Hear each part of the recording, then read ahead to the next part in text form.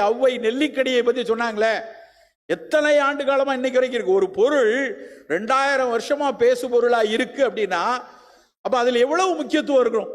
சும்மா அதை பாடி வைத்துட்டு போலே எல்லாரும் படிக்கிற பாடத்துல அதிகமான அவ்வைக்கு நவை இது கொடுத்தாங்க, நீ தமிழ் மூதாட்டி, நீ வயசான காலத்துல நல்ல தமிழ் தொண்டாட்டணும், நீ தான் ரொம்ப நாள் உயிர் வாழணும்னு சொல்லி கொடுத்தாங்கன்னு படிக்கிறோம். இந்த கதை எல்லாருக்கும் தெரியும்.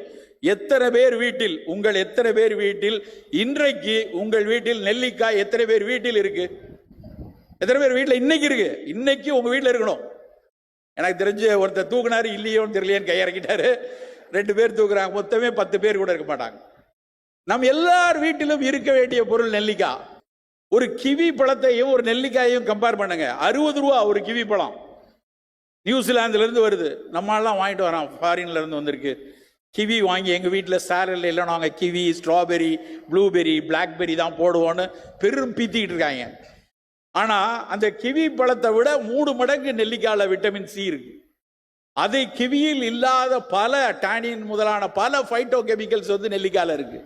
ஆனால் நெல்லிக்காயை நாம் பெருமிதமாக இன்றைக்கு வரைக்கும் கொண்டாட தவறுகிறோம் நண்பர்களே.